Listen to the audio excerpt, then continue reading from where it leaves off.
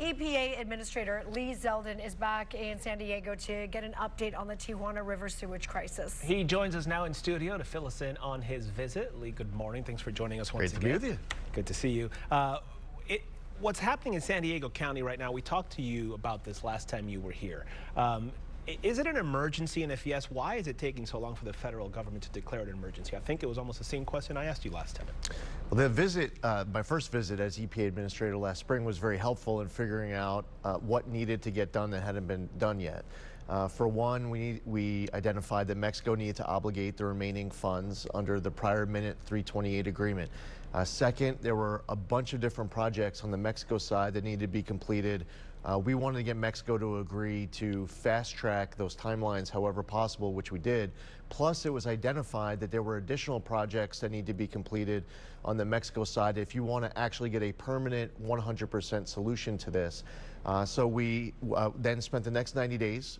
We entered into an MOU in Mexico. I went to Mexico City to sign it at the end of July, which resulted in a binding agreement, a new Minute 333 that was signed with Mexico in December.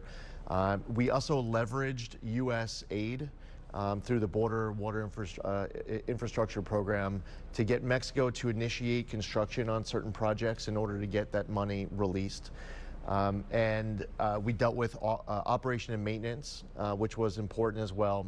And the timeline here is for projects to be completed in 2026 and 2027. There's one project that will be completed in 2028.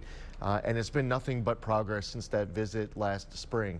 On the U.S. side, the big thing was we fast-tracked the timeline to upgrade capacity at the South Bay International Wastewater Treatment Plant. We got that done last August in 100 days. It was projected to be 2 years. But quite honestly, if you want to implement a permanent 100% solution, the projects, they're all over the Mexico side. They have to upgrade their infrastructure. And something else that we did to make sure this is a long-term solution is that we weren't upgrading infrastructure for 2025. It's important that the plan upgrades infrastructure to factor in the population growth as you look way into the future. So as far as the federal government goes, I don't know if there's ever been an EPA administrator in the past, with all due respect to whoever came before me, and I don't think there'll ever be another EPA administrator in the future, with all due respect to whoever comes after me, who spends as much time every single day working on this issue, improving communications, updates, coordination, but also getting that plan not just in writing, but also implemented. But would declaring an official state of emergency help anything? And why haven't you guys done that yet? Well, we're talking about Mexico side projects that have to get done. I mean, we could get ourselves completely spun up all day, every day about, stuff on the U.S. side, but ultimately we don't want it coming across the border. This is an emergency on the Mexico side. Yeah. It's an emergency on our side when that infrastructure work does not get done over there. At the end of this entire process, EPA will be playing an important role then when you can clean up whatever is remaining to make sure that you do all the environmental studies of the land. We're working with the locals in identifying any type of solutions after that study is done to remediate that soil. But unfortunately, you're not in a position in February of 2026 to say, okay, let's now clean up this valley 100%, because the next wet weather event ends up coming and all that good work, that investment, the taxpayer dollars get flushed away with it. So really, the key is getting these projects done on the Mexico side. The biggest thing on our side was upgrading the capacity. 15 million gallons per day. We'll be able to upgrade capacity even further. But again, I can't say it enough.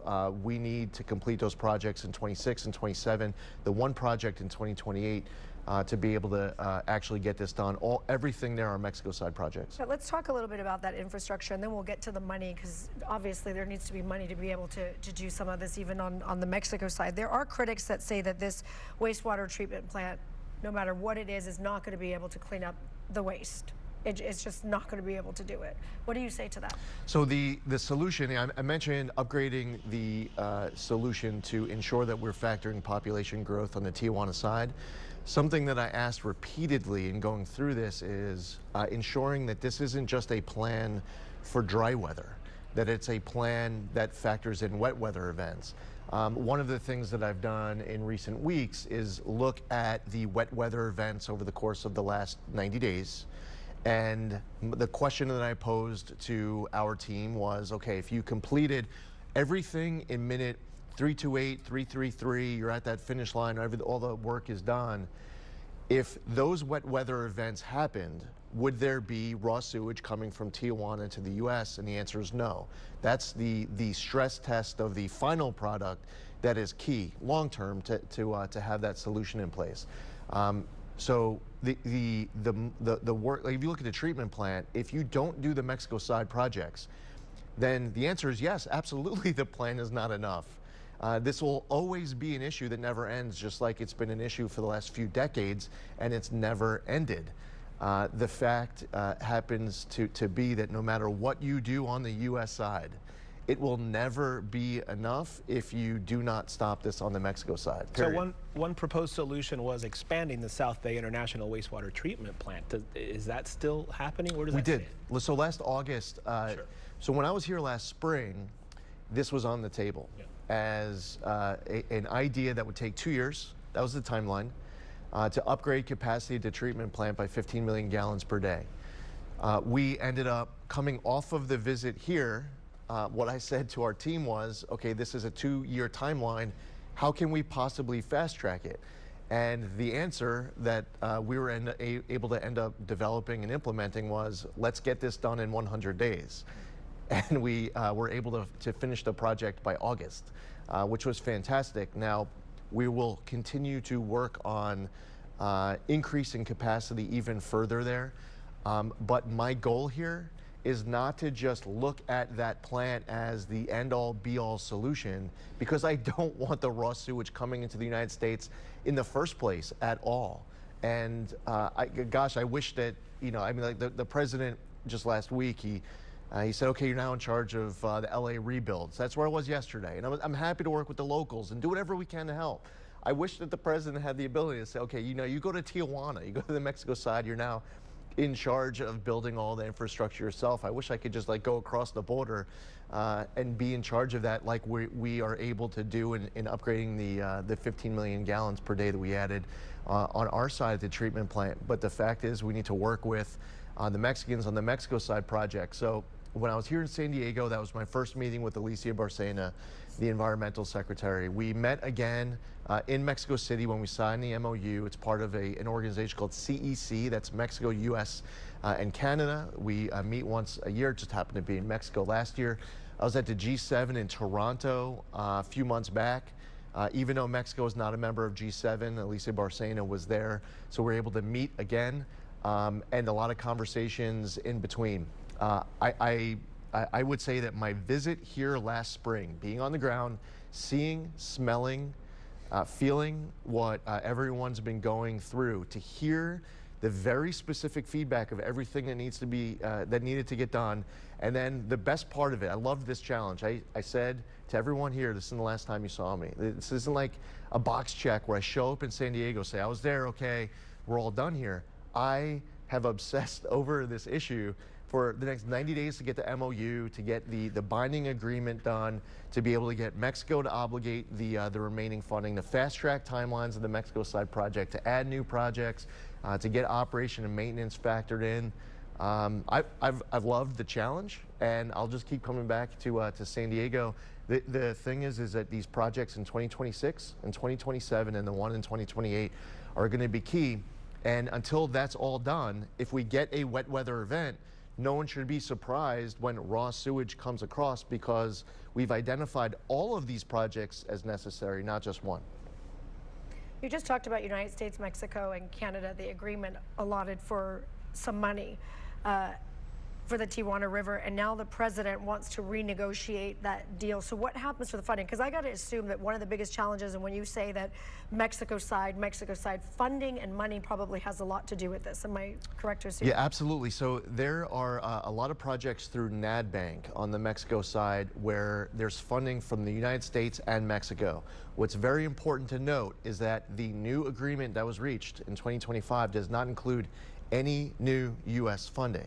Now, on top of it, good news is that Congress appropriated additional funding to go towards the border. Now, the border is a big border. It's not just here in Tijuana. It stretches further east by a long ways. But that is some additional funding there. But the agreement that we entered into, it was important for us to be able to get Mexico to step up and fund these Mexico side projects and not relying on the U.S. taxpayer. I wanted to ask you before we go, it really ultimately, politicians can say what they say and we on the news can say, but ultimately it's the folks who are living there. It's been proven these are dangerous gases. The neighbors are getting sick. You saw these folks last time. Do you plan to meet with the people who are actually going through this, living in these homes, having to get air filters just to kind of get through their day to day? And if you're going to meet with them, what do you say to these folks in terms of a timeline? Because a lot of talking, a lot of budget talks and this and that, but they're living this day in, day out. Yeah, they've been living it for many decades. Decades. I wish I could just snap my finger and say, okay, hey, all the Mexico side projects are hereby with the power invested in me now gone, like done. There's nothing else to do because I just snapped my fingers because I'm the powerful EPA administrator.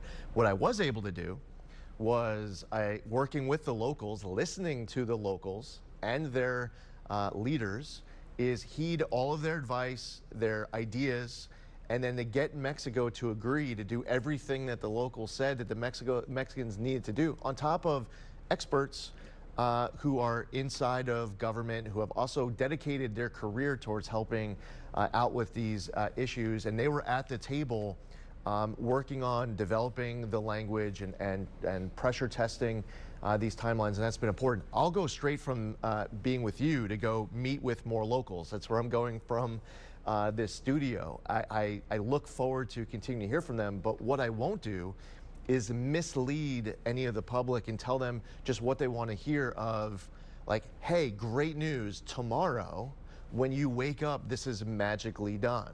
Like, Mexico is going to just, they're going to complete everything today. This is one thing that I've learned last April and since, there's a lot that needs to get done over in Mexico as far as their infrastructure. The key was identifying everything and then getting Mexico to commit to doing everything. And it's been nothing but progress since that visit last spring, including, by the way, a whole lot of projects have started and have progressed in this timeline since last spring, and that's good. I'm glad to hear you say that there's been a lot of progress. I'm trying to, before we let you go, just in terms of, you want to give the folks a little bit of hope that there will be a solution at some point. There is a solution. I think if you're the folks in Mexico and the infrastructure and the president and everybody else, like we're hearing a lot of blame on Mexico, which is, it's perfectly fine. However, are we putting more pressure? Because making a lot of progress is one thing, but what exactly will you guys do to make sure that side gets fixed? Here's a great thing. It's all in writing. Yeah. The timelines. Is there a timeline for them? Yeah, timelines for every single project. And by the way, there were every single project we stress tested the timeline. Okay. Like United States and Mexico at the table. Now, great question was asked a couple minutes ago about the other negotiations that are going on between the United States and Mexico. What I've noticed is those other negotiations have helped this, because President Sheinbaum and Secretary Barcena and others inside of the Mexican government, while they're going through all of these other very difficult trade deals, this ended up being the first agreement between the new Trump administration and the new Sheinbaum administration on the Mexico side from the president's level on down, including their Ministry of Foreign Affairs. They have identified this agreement as wanting to enter into this agreement as the easiest agreement that they'd be able to enter into, and one that they were accepting personal responsibility for, because clearly, I'm not going to stop saying that this is coming from Mexico, because it's coming from Mexico. And I'm not going to just take any pressure off of Mexico to stop their raw sewage from coming over, because that is where it's coming from. Listen, for the folks living down there, 2 visits in less than a year says something, so we appreciate that, and I hope your visit here goes well. We'll look forward to talking to you once again. Great to see you both. EPA Administrator Leza. Thank you so much, sir.